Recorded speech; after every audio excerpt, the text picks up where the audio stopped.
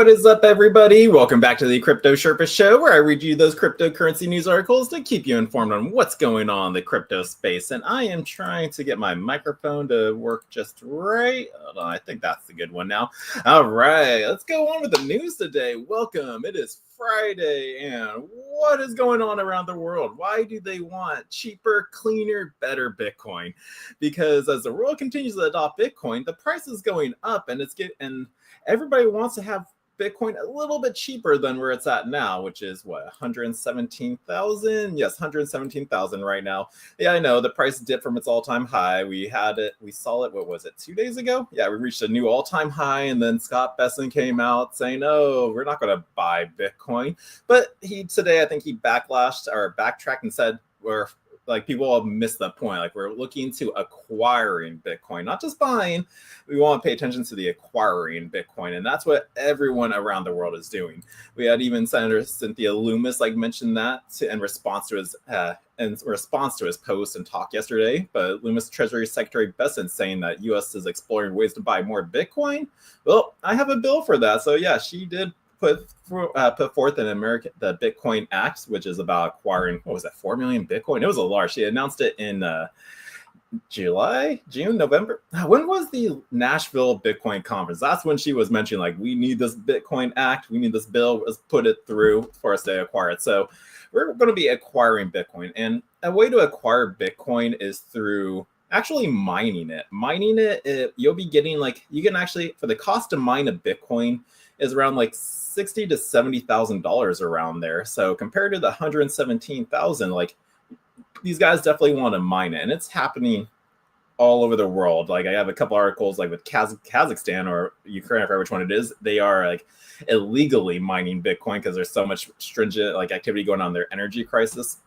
But we here in America want to be the crypto capital of the world. In order to do that, we need miners here in America. And yeah, SEC Chair Paul Atkins says we are mobilizing to make America the crypto capital of the world. And it's starting off with let's see, this will lead into our articles on Trump-backed American Bitcoin orders 16 Bitcoin ASICs amid ongoing trade war. So yeah, so we want to be the crypto capital world. And like I said, we're going over this article, which also will lead into also Trump acquiring Intel. So again, that little percentage in there is good because they make the chips which these miners need. So I think I just wanted to briefly mention that. But yeah, so America is definitely trying to get on the path to being the crypto capital, and we need to have the miners and the builders and the manufacturers here in America. So let's go through this article and a couple of other articles just showcasing that people are getting into the mining field because, again, they want cheaper, cleaner Bitcoin. So Bitmain recently announced it would open its first Bitcoin mining hardware manufacturer facility in the United States by the end of 2025. American Bitcoin and Bitcoin mining company backed by members of U.S. President Donald Trump's family exercised an option to purchase up to 17,280 application-specific integrated circuits, which we refer to as ASICs. Now, this is the hardware for crypto mining from Bitmain earlier this month. Now, the mining company purchased a fleet of 16,299 AMP miners, the U3 S21 EXPH model, from Bitmain. Now, these are capable of 14.02 exahashes per second of computing power, and for about $314 million, according to the Miners Mag. Now, the deal also excluded any potential price increase from the Trump administration's sweeping trade tariffs and importing duties, which impact Bit mining hardware manufacturer in China. Now, in response to the tariff pressure, Bitmain announced it will open its first ASIC production facility in the U.S. by the year's end. The company also plans on opening a headquarters in either Florida or Texas, and with trade tariffs and other macroeconomic pressures, it has created a strain at all levels of the Bitcoin mining supply chain. Now, as miners and hardware producers alike adjust their economic calculations in response to the shifting financial landscape. Now, the mining industry's response to trade tariffs and economic uncertainty. The tariffs have spurred the leading mining hardware manufacturers to consider relocating at least a portion of their operations to the U.S. to avoid import taxes slapped on products. Now, over 99% of all Bitcoin mining hardware is produced by 3 manufacturers. We got Bitmain, MicroBT, and Canaan, according to a study published by the University of Cambridge. Now, Bitmain is the largest mining hardware manufacturer company in the world by a wide margin, with about 82% of the total market share. And here is that chart showcasing those like main three ones. I think there's another one down there. Like, who are they showcasing? We got Bitmain, Luxus, Epic, and Property. But yeah, we're dominating with 80%. Oh, and the others is the 0.9%. But the Trump administration strategy is using trade tariffs to bring manufacturing back to the U.S. and has been met with mixed reactions. Critics say that the policies are inflationary in the long term and could backfire. Jaron Miller-Rood, CEO of Bitcoin mining company Hash Labs, and he said that the price increase from tariffs could lead to the collapse in demand from U.S. miners. Now, ASIC manufacturer will then have inventory without demand, which they can export to other countries at cheaper prices, Miller said. But this would drive mining back to other countries and place U.S. miners at a competitive disadvantage, contrary to the Trump administration goal of reshoring the crypto industry to the United States. So you're thinking so in this article, some are saying thinking that it's not a good idea because it's so much cheaper everywhere. But again, we want to bring this power back to America. So we'll see how this plays out. I do agree we might be starting off at a disadvantage, but we got to start somewhere. And I think we have the ability to make it there because let's bring the chip manufacturing company in here too, how we're going to potentially getting Intel in there. But so America is definitely trying to be the capital of the world, crypto capital of the world, and we do need to be on the mining side. Now, who else is getting involved with crypto mining and everything? Well, not really directly, but Google, because they acquired an $3.7 billion AI hosting deal with the American Bitcoin miner TeraWulf. So even though this acquisition is going towards AI, it's kind of like a loophole going into going, no, we're going to get on board with their mining side and maybe get a certain percentage of what this company is mining in Bitcoin. So now they're getting clean, virgin Bitcoin, which I believe this article covers. But the Bitcoin miner pivot into AI infrastructure hosting includes a decade-long co-location agreement with FluidStack, backed by Alphabet's Google. So TeraWulf has become the latest cryptocurrency miner to pivot into AI infrastructure hosting, reaching a long-term agreement with FluidStack that backstopped by Alphabet Google's in a move expected to significantly increase the company's revenue and run rate. Now, during its shareholder call on Thursday, the company disclosed that it has signed a 10-year co-location lease agreement with FluidStack, an AI infrastructure provider worth $3.7 billion in contract revenue. That figure could more than double if 5-year extensions are exercised. Now, Google's involvement comes through supporting FluidStack's with $1.8 billion lease obligations with TeraWulf and providing debt financing. In return, Google received warrants for roughly 41 million Wolf shares, representing about 8% of the company. So they got about 8%, which they could probably receive in Bitcoin if they wanted. But again, here's Mike Alfred tweeting, Google just took an 8% stake in TeraWulf today. For the last year, I couldn't figure out why Microsoft, Amazon, and Google and Meta weren't tripping over themselves to buy some of these companies while they were really cheap. Now the stampede has begun. Hold your hats, guys. So the deal will expand TeraWulf's data center capacity in New York by more than 200 megawatts of IT load. Now, given this expected improvement in our credit profile, we've refined our financing strategy to focus on a series of capital market initiatives with the benefits of our new financial support from Google and updated lease agreements, said TeraWulf Chief Financial Officer Patrick Fury, and that's what he told the shareholders. Now, TeraWulf was founded in 2021 as a Bitcoin mining company focused on environmentally sustainable operations and has faced mounting challenges in the post-halving environment. In the first quarter, the company reported a net loss of $61.4 million alongside a sharp drop in revenue. Now, the company-wide financials improved in the second quarter as TeraWulf returned the profitability and post-higher revenue compared to the first quarter.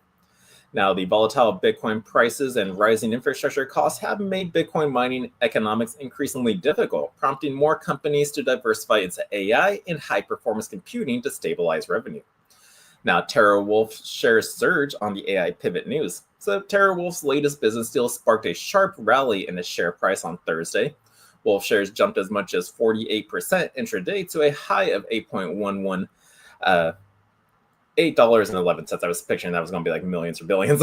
I'm so used to saying that, but it went to a high of $8.11 with trading volume more than quadrupling the daily average, according to Yahoo Finance data. And the stock last traded around $7.50, up 37% on the day, given the company's market capitalization nearly $3 billion. Now, the rebound has pushed Wolf back into the positive territory for the year. Now, while TeraWolf is pivoting into AI infrastructure, it remains for now a crypto proxy stock, a status underscored by its continued mining operations in the second quarter. Now, the company self-mined 485 Bitcoin, down from 699 in the same period a year earlier. Now, at the end of the quarter two, TeraWolf held $90 million in cash and cash equivalents and Bitcoin as well. So, okay, this article didn't cover the price of how much it cost to mine Bitcoin, but I know it does.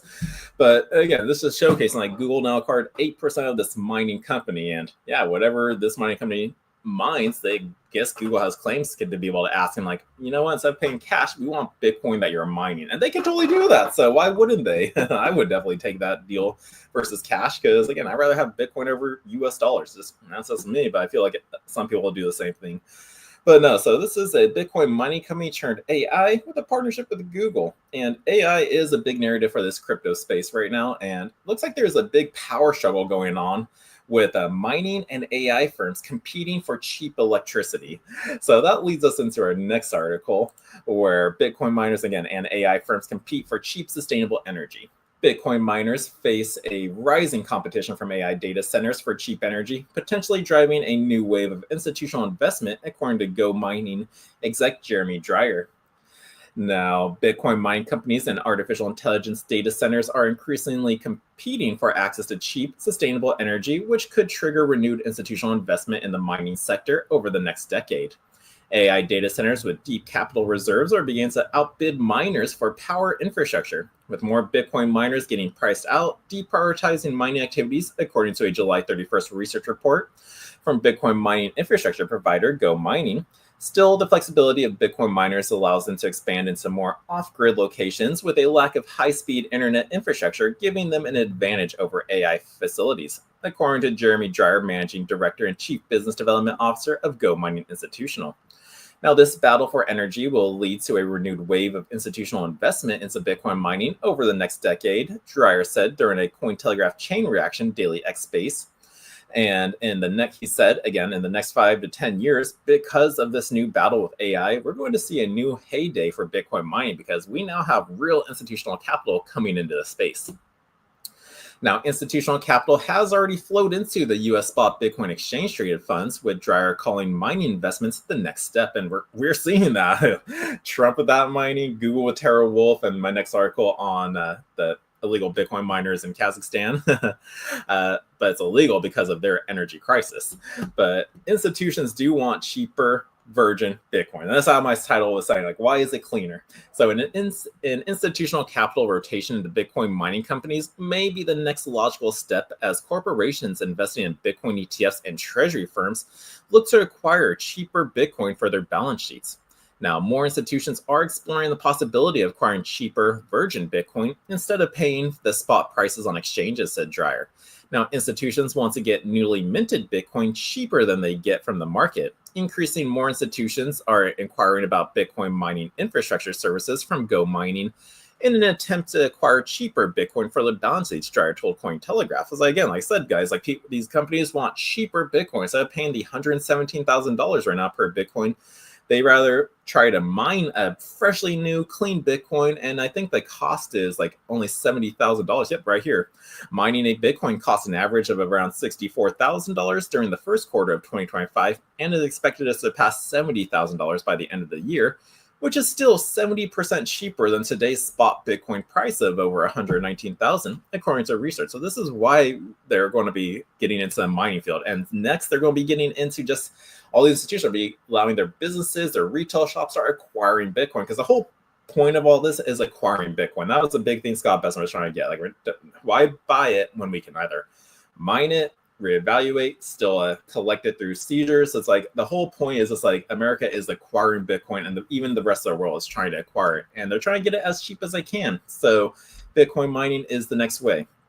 But the battle for electricity between miners and AI data centers has still seen many Bitcoin mining firms diversify operations to profit from this trend.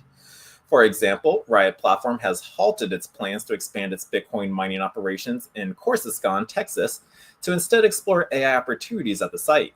Now, Iris Energy also announced a strategic pivot toward its AI cloud business, placing a self-imposed cap on its mining fleet expansion, signaling a major reshuffling of priorities according to Go Mining institutional reports. However, Dreyer foresees numerous public miners that have jumped over onto the AI bandwagon to quickly start shifting back into the investing more into Bitcoin mining as they see institutional capital rotation occur. Now, others are doubling down on Bitcoin mining innovation with Bitcoin-focused fintech company Block Inc., which introduced a new cryptocurrency mining system designed to extend the lifespan of mining rigs and lower the operational cost, flashing a potential boost for miners struggling to maintain facilities, said Cointelegraph. And Block is Jack Dorsey's company, if you didn't know. He was the former Twitter owner and then switched over to, was it Stripe or Strike, which was then rebranded to Block to be more of a Bitcoin and crypto focused company. But yeah, I've been seeing articles out there like he made like a cheaper to modify Bitcoin miner out there. So maybe I'll come around and cover that article out there. But no, so energy is being now fought for between the miners and AI firms, but companies are still getting in on the mining field because again, they want cheaper, cleaner Bitcoin. Now, before I start going over our next mining company in Central Asia, mining a shocking surge in illegal operations. Let me take a look at the chat. What up, California Joe? I see you in here. And let's see, Sherpa, can you mention a few crypto tax software programs that you feel are decent? I don't even use any of them. I think CoinTracker is like a decent one that I've heard people use of. Let's see, is that still the main one you want to use? Because most of the time, yeah, CoinTracker. Yeah, the CoinTracker is like a top one that I've heard of. So I guess like if you want to keep track of your crypto for taxes, like I haven't had feedback on this. Let's see. There's only 3 reviews. Very least they should have done was call me. So I guess they say, okay, sorry to hear. Let's see. 5 stars, 5 stars. Okay, so nothing really review wise on. So I have no feedback on this. So if anybody in the comments though and watching this video wants to leave their opinion on CoinTracker, your experience with just getting all your crypto in order, let me know and let our guests know. But yeah, sorry Joe, wish I had a better one to do, but this is the most well-known one that I know of.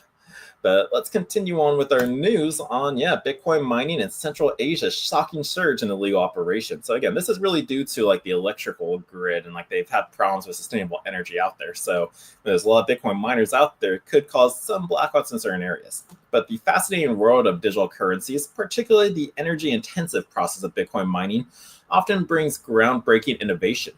However, it also presents significant challenges, especially when operations veer into illegality, a disturbing trend which has recently emerged in Central Asia. A sharp surge in illegal cryptocurrency mining activities, and authorities in the countries like Tajikistan and Kazakhstan are actively combating this issue, which is predominantly fueled by widespread electricity theft and poses a severe threat to their national energy infrastructure. Now let's talk about the alarming rise of illegal crypto mining. What's the cost for this? Well, in Tajikistan, the Attorney General's office has sounded the alarm that they reported the unauthorized Bitcoin mining operations caused a staggering $3.52 million in damages during the first half of 2025 alone.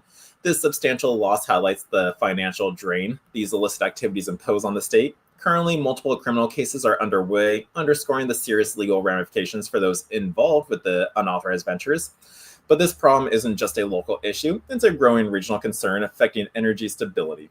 Now, neighboring country Kazakhstan, a nation rich in energy resources, has also become a significant hotspot for illicit trade. Officials there uncovered a massive 2-year scheme that involves supplying over 50 megawatts of stolen electricity to various mining firms. Now, this colossal act of crypto electricity theft resulted in an estimated 16.5 million in losses, as reported by Decrypt. And such incidents clearly illustrate the immense scale and profitability that drive these underground operations, making them a persistent challenge for authorities.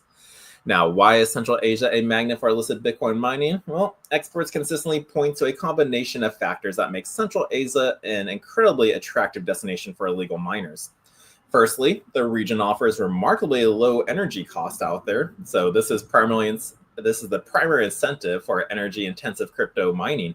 as miners are consistently seeking the cheapest electricity to maximize their operational profits. And Central Asia also provides this crucial advantage, drawing operators from across the globe.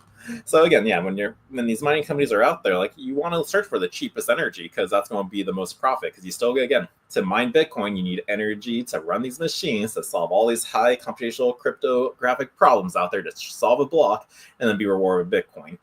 And so usually, again, that cost for this, like with all the running the machines, the energy, and the power, is just a cost. Like, that's why Bitcoin, when you mine it, you get it for like 60,000, 70, because that's the cost it took you to mine it. So everyone's always looking for cheaper electricity, and hence why they would go to Asian countries who are relatively known to have cheaper electricity out there. But secondly, a significant challenge also lies in weak regulatory oversight and often unclear cryptocurrency regulation. So when legal frameworks are ambiguous or enforcement mechanisms are lax, it becomes much easier for unauthorized operations to flourish. Now, this regulatory vacuum serves as a powerful magnet for those looking to exploit legal loopholes and avoid legitimate operational costs. Now, furthermore, a notable trend involves miners relocating from countries like China and Russia, where stricter crackdowns on mining activities have been implemented. Now, this influx of experienced, albeit illicit, operators from outside the region significantly exacerbates the problem, contributing to the surge in illegal crypto mining across Central Asia. Now, they bring with them expertise and equipment, making the task making the detection preventing it even harder. So it's not like they're just going out there buying the gear. You can track that. It's like they already have the stuff. They're just bringing it over. So it makes it harder to detect. But again, that was also the beauty about like crypto mining. Like, anybody can do it. And it keeps the network secure. So if a country bans crypto mining like China and Russia did, it's like, oh, well, let's take our miners, move over to our neighboring country who doesn't have so much regulation on there. But then there's some of these electoral problems that happen because of it. But how are they tackling the crypto electricity theft? What's the solutions? Well, the widespread issue of crypto electricity theft extends far beyond just financial losses for utility companies. These illicit activities place immense strain on national power grids, often leading to instability, power shortages, and even blackouts for legitimate consumers and businesses. Now, this directly disrupts daily life and economic productivity, creating a significant ripple effect across the entire region. Now, addressing this complex problem requires a multifaceted approach. Governments in Central Asian crypto hubs face a critical juncture where they must develop comprehensive strategies. Now, these strategies should aim to combat illegal mining effectively, while also exploring how to responsibly integrate legitimate cryptocurrency activity into their economies. Now, key actions include strengthening their legal framework, so implementing clear and enforceable laws, specifically targeting unauthorized energy consumption for mining, improved grid security, upgrading their infrastructure, and monitoring the systems to detect and prevent electrical theft more efficiently, fostering international cooperation, so collaborating with neighboring countries and international bodies to track, prosecute cross-border offenders, and public awareness campaigns, just educating citizens about the negative impacts of illegal mining on the energy supply and the environment. If you're going to do it, just do it right. Now, the urgent need for action against illegal Bitcoin mining, the alarming rise in illegal Bitcoin mining in Kazakhstan and Kazakhstan serve as a powerful reminder of just the profound challenges posed by the unregulated aspects of the cryptocurrency industry, which is why we got so many fresh new rules here in America, which I love, because now it's like we can actually work on to improve. Now, the millions lost to electricity theft and the severe strain of national infrastructure demands immediately and coordinated action by enhancing oversight, clarifying crypto regulation, and significantly improving their enforcement capabilities. Now, Central Asia nations can better protect their vital energy resources and foster a more secure, sustainable digital economy. Now, this situation empathetically highlights the critical need for robust governance and the rapidly evolving landscape of digital assets. Now, frequently asked questions out there about the Bitcoin mining. I don't think we need to cover this. What is illegal Bitcoin mining? Illegal Bitcoin mining just refers to the unauthorized operation of cryptocurrency mining equipment, often involved in theft of electricity, bypassing crypto regulations. Why was Central Asia a target? Low cost and less regulatory rules. What are the consequences for electricity theft of Bitcoin? Well, consequences include significant financial loss for utilities companies. So just if there was a blackout to their just energy grid, it's just, businesses lose money on that and just causes annoyance. How much money has been lost due to this illegal? Well, about 3.52 and 6.5 million. And what measure are being taken? Again, they just need more legal framework out there. But so that's what's going on for legal crypto mining around the world. But there again, we got some legality ones, some safe ones out there. But again, these are countries with no regulations or rules yet. You need to have this in place to just better run your country. And that's why, again, we got the Genius Act now for stable coins, rules against CBDCs, and like soon more other rules are just coming down the pipeline. So just pay attention to that. But let us take a quick break for a quick commercial ad, and then I will be back after these messages. Attention visionaries and pioneers, the future of wealth is here, and it's spelled BITCOIN, Bitcoin. Introducing the exclusive Loans for Bitcoin program at the Bitcoin Ben Crypto Club, where your good credit unlocks 0% interest loans for up to 2 years, or term loans up to $250,000 spread over 7 to 12 years. Why wait? Use this capital to acquire the world's fastest appreciating asset, Bitcoin. With prices hovering around 94,000 and projections aiming much higher by the year's end, the time to act is now. Leverage isn't just for Wall Street anymore. Arbitrage the low cost of your loan against Bitcoin's explosive growth. It's smart finance for the modern investor. And privacy matters. Our no KYC Bitcoin purchase program ensures you buy and self-custody your assets in your own wallet. Your keys, your Bitcoin, your future. And as the world shifts to digital currencies, be ahead of the curve. Front-run corporations, governments, in this greatest financial revolution of our times.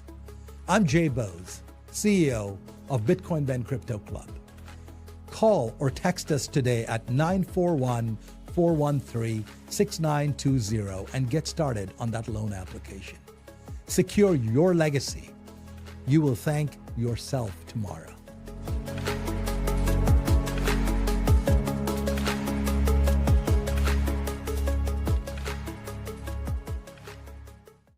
And we are back. Let me set up a little bit. Welcome back to the show, guys, where I'm covering the latest cryptocurrency news articles. That first part, we're covering Bitcoin mining, all these companies, what's going on, AI, energy.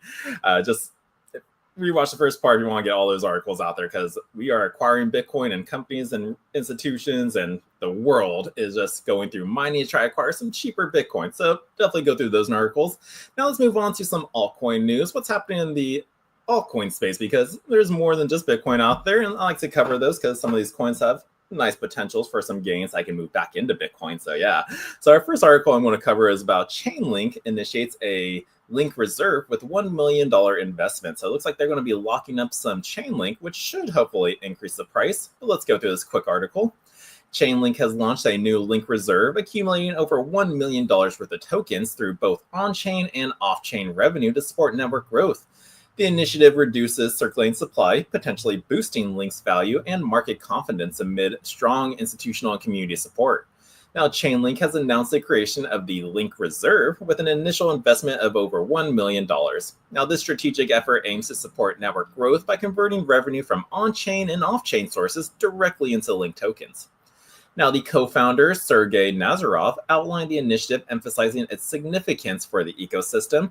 The reserve intends to hold accumulated tokens for multiple years without withdrawals, marking a notable shift in the project's tokenomic approach. So the launch of Chainlink Reserve marks a pivotal evolution in Chainlink establishing a strategic Link Reserve funded using off-chain revenue, as well as from on-chain service usages. Now, the initiative directly impacts the cryptocurrency market by reducing Link's sell pressure. Whale holders have begun accumulating, reportedly acquiring 0.67% of Link's supply, equivalent to approximately $85 million. Now, the financial implications are significant as a reserve reduces available supply, potentially stabilizing or increasing Link's value. Now, the approach demonstrates confidence among large holders and aligns with better treasury management strategies. Now, analysts draw parallels with strategies employed by firms like MicroStrategy, though tailored specifically for its native token reinforcement. Now, the reserve's deployment via Chainlink smart contract infrastructure enhances transparency. Potential outcomes include increased consistency in Link's price stability and, again, sustained by pressure. While similar efforts in other DeFi projects remain speculative, Chainlink's move could set a precedent in token management. So if it plays out, maybe some other tokens will follow suit. But yeah, so that was just a quick little chain link news for you. Now, what other news we have for you? This kind of like the next article is kind of like a FUD article, so people may be worried about their Dogecoin, the meme coin. I don't own any of this one, but it looks like 900 million Doge tokens stunned Binance in one massive deposit. So someone just sent around $207 million worth of Doge coins to this exchange. And usually when they do that, it's a sign that they're going to be getting ready to sell. So right now it just got sent there, but let's see.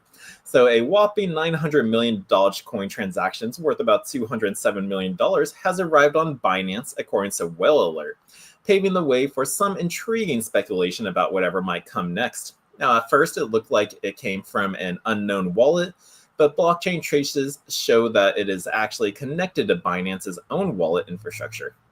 Now, this makes it less of a mystery move and more of just a matter of size and timing. So the address involved is still big deal on the Dogecoin network, holding about $2.88 billion of Doge, worth almost $497 million. Now, it processed more than 12.21 billion Doge in uncupping funds and sent out close to 9.33 billion, suggesting it is a central hub for exchange liquidity rather than just individual holding shifters. Now, there was that tweet from Will Alert just saying to people, like, oh, look, guys, this got transferred to an unknown wallet on Binance. And again, Will Alerts, like, people are out there tracking these coins all the time, whether it's Bitcoin, Dogecoin, Chainlink, Ethereum. Like, people are paying attention to wallets that hold large amounts of crypto and seeing where it flows, because, again, that can kind of affect the pricing of it. So if you're like a holder of Doge, it's like, is the price going to go up? If you saw this news, you may be going, oh, no, there might be a chance Doge goes down. So that can definitely steer people's directions or decisions if they want to sell it, keep it, add more. It's like, so we pay attention to this stuff. But what made the transfer stand out was how it happened at the same time as market turbulence. And just hours before the movement, Doge price has dropped from highs of 25 cents to just 22 cents in a quick downside before finding some relief.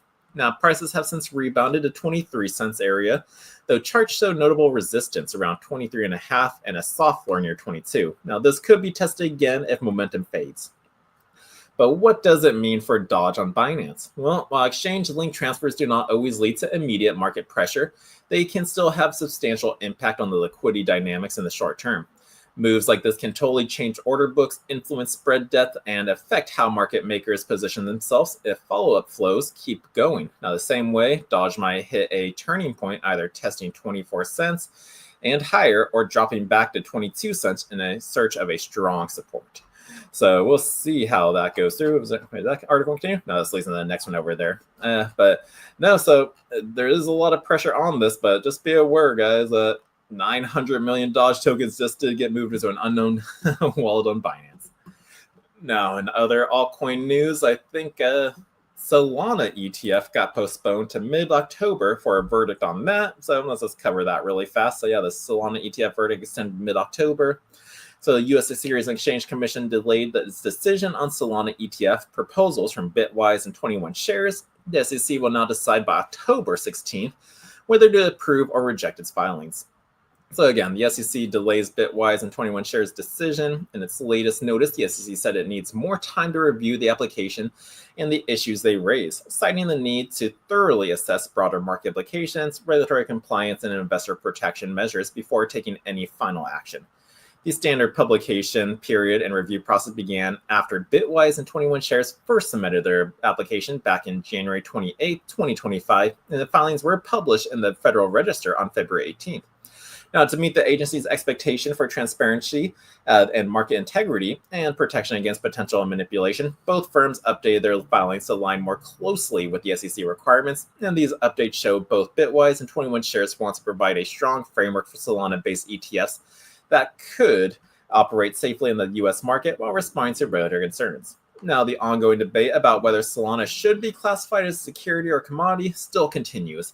To influence the SEC's cautious approach, analysis also point out that the potential concentration of control among smaller number of networks participants and other maturity of the Solana network as other determining factors. Now, Sean Young, chief analyst at MEXC Research, said the agency must ensure that these products do not create undue risks for the investors or the broader market, even with growing interest in altcoin ETF.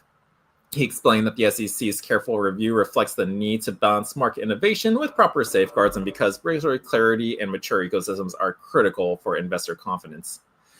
But how have investors reacted as other Solana ETF filings remain pending? Well, as the SEC carefully evaluates each proposal, regulators, technical, and market-related aspects, the application of Grayscale, Fidelity, ProShare, and Canary funds for Solana ETFs face similar delays. The repeated delays just show that the SEC weighs factors such as market integrity and, again, investor protection, proper classification of Solana if it's a security or commodity before it's approved. Now, meanwhile, the world's largest asset manager, BlackRock, said it has no interest in any Solana ETF Solana market ETF. Let's see if I just lost my place. BlackRock said it has no interest in Solana market because it's satisfied with the existing Bitcoin. Yeah, so they're not interested in Solana because they're just happy with Bitcoin and Ethereum. But the reactions from the SEC announcement also show how sensitive cryptocurrency markets are regulated and how it develops out there. So we're going to wait till October 16 to find out. But if it does go through, this is bullish news for Solana because that's just more potential inflow of capital going into the space. So yeah, I'll keep you informed on that and let you know about all these ETF news. Now let's move on to the scams out there of the crypto world because you guys need to be aware of this. Don't be scammed. I hate when people get scammed out of money, and even after I tell you and you still do it, just be aware of this. No, just please don't do it. So this first article is going over how FBI is warning of fictitious law firms targeting crypto scam victims. So there is some fake law firms, like people who get scammed out of the crypto or still have hopes they can get it back. There is no getting it back once it's done. And now we have fake law firms who are going after these victims already who lost money and they're just getting more money off of them. So be careful out there on that. Like if you've been scammed, just accept the fact there's no getting it back. It was a very heavy lesson to do, but just stop leading it. It's going to drive you crazy just hoping that you can get it back. And yes, there are evil people in this world who will do this. I know you want to see the good in the world and everything, but there are evil actors out there. This is their life. They're going to try to steal your money from you. So just please do not fall for it But let's go through this article. So the Bureau warned that anyone offering recommendations on a crypto recovery law firm or claiming to be a lawyer could be targeting the victims of crypto scams. So here we got a guy pulling off the mask. So you gotta be careful with these pretenders. The U.S. Federal Bureau of Investigation has issued a public service announcement for victims of crypto scams looking for legal advice, the recovery of their funds, and then Wednesday notice the FBI said that the fictitious law firms were targeting individuals who had previously been scammed out of some or all of their crypto holdings, putting them at additional risk. According to the Bureau, the scammers' actions left victims at risk for compromising their personal data and other funds. The announcement, based on an update for similar warnings from the FBI in August and June, cautioned people against accepting assistance from anyone recommending a crypto recovery law firm or any law firm requesting payment in cryptocurrency or prepaid gift cards. And again, be cautious of law firms contacting you unexpectedly, especially if you have not reported the crime to any law enforcement or civil protection agency. Now, the notice reads, according to data from blockchain security company CertiK, there was about $2.5 billion in crypto lost due to hacks, exploits, and scams in the first half of 2025. Though in some cases, exchanges or companies are able to recover user funds, many of those targeted are left to their own devices to seek solutions. Now, seize crypto to bolster the U.S. stockpile. So when we do acquire, at least we're building. But as one of the U.S. law enforcement agencies, the FBI often takes the lead on cases involved in crypto-related scams, seizures, and often fraud. According to U.S. Treasury Scott Bessent, any digital assets seized by authorities would go toward our national crypto and Bitcoin stockpile after any victims were compensated. Now, in April, the Dallas FBI seized $2.4 million in Bitcoin, allegedly associated with a member of hijacking group. Federal officials filed the lawsuit in July seeking a claim of funds. Now, among some of the more alarming crimes affecting crypto holders has been criminals kidnapping people or members of their family in an attempt to steal their digital assets or ask for ransom. Satoshi founder Alan Varong estimated that at least one Bitcoin coiner somewhere in the world was targeted every week. So, Yeah, let's see. Any other crimes? So again, crimes are happening everywhere. These are evil people who do this. I know people want to see the good in the world. I want to say that, but again, these people exist out there, and just don't fall for their tactics. They're going to try to be sincere. You may have been talking to them for a couple of years, and you have so much trust in them, but it's just like, no, like, why am I telling you this, guys? Like, if like why would I steer you wrong? I'm just telling you what I know, what I've seen happen. So if you come to us and still want to question us of like, how do we know that you're being scammed? Like, this is not, I'm going to lose my money. It's just, we've seen it many, many times that we just know it's there. Our brain filters that in and says, that's a scam. Don't do it. If you do this, you will lose your money. So guys, if you do keep playing that game, again, that's on you.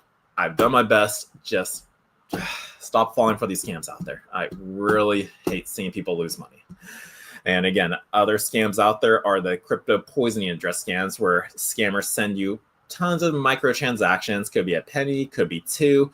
But they're hoping you copy your receiving address from your transaction history, which you should never do. Go to the receive button, copy it from there. But again, I think last week, $1.6 million was stolen because of these wallet drain, or no, these poisoning scams that happen. So yeah, we don't need to cover this whole article, but again, on Friday, a victim lost 140 Ethereum worth 636,000 after copying the wrong address from contaminated transfer history, according to the crypto scam. So again, they copy from the history reports. Like, why are you copying from the history? Never do that. It's the wrong crypto. So if you're going to pull it, you pull it from the receive address, not in the history. Because again, anybody can send you crypto. Your public addresses is transparent. It's public. It's on the blockchain. So anybody can send crypto to it. And again, they're hoping you click on the history, do the transaction you're going to do, thinking it was your own wallet. And then you realize, wait, that wasn't my wallet. Where's my crypto? And then boom, it was attacked. So again, address poisoning relies on just mimicking addresses. Don't do that. So guys, be safe out there. It's like, oh, I hate hearing these stories. I hate when they come in, but I got to present these to you just to get it out there. Like, this has happened around the world. It's happening, and it's going to continue happening. It's just to the day of dawn. It's like people are still going to be scamming, stealing money. Some of them, it's their job. It's their life. This is how they make their living. And yeah, we know it's evil, but they're going to do it because that's how they're going to survive. But yeah, so be safe out there, guys. I just can't go anymore. But that is it for the news. Again, like, the world is adopting crypto. Yay, it's good, but just keep your crypto and your money safe. We're going into a mining world out there. America's going to be a mining hub, but people are going to be acquiring as much cheap Bitcoin. It's getting scarcer and scarcer every day, so don't worry about this little price dip. And I wonder if that's what Besson tweet was, just an act in order to like get the price of dips. Like, oh, if we say this, we know the price is going to dip, and then okay, there we go. We got 117,000 Bitcoin again that we can buy some cheaper up before it goes back to its all-time high. So guys, buy the dip if you can, because prices are not going to be stopping. I guarantee it. So guys, I hope everybody has an awesome Friday. If you're in the Sarasota area at 6 o'clock today, we're having our poker tournament as always every Friday night. Always a fun and great way to end the work week and start the weekend. So everyone, I will see you again on Monday with more cryptocurrency news. Stay safe out there and do not fall for scams. Please, for the love of God, do not do that. So if you do feel like you might be getting scammed, give the club a call. Again, join the club, because that's what we're here for, to try to help prevent all this. If you need more information, go to bitcoinbed.io. But just, if you feel like you're being scammed, bro, just give us a call. We can just help settle that very quick, and say we'll rip off that band-aid for you. Because again, we've seen it too many times. It's just, you don't need to waste any more energy on it. But everyone, have an awesome Friday and weekend, and I'll see you again on Monday. In a world where your data is constantly under attack, one company stands for your digital freedom. Introducing Calyx Solutions, your gateway to ultimate online privacy and secure cryptocurrency trading. Meet the Liberty Laptop. With its modified OS and advanced tracking prevention, it's your shield against surveillance. Access restricted areas, use recommended security software, and browse with confidence. Your digital footprint? Virtually non-existent. For the crypto pros, we present the Crypto Laptop. Pre-configured on premium hardware for secure trading. Optimized for your favorite wallets and exchanges, it's the fortress your digital assets deserve. Both laptops come with expert individual training and support. You're never alone in your journey to digital empowerment. At Calyx Solutions, we put you in control. No more worrying about data breaches or compromised transactions. Ready to join the revolution? Visit calyxsolutions.io and choose your perfect laptop today. Plus, become an affiliate and earn while sharing the power of digital freedom. Calyx Solutions. Unlock your digital freedom. Give us a call or text at 702-845-8276 or visit us directly at calyxsolutions.io.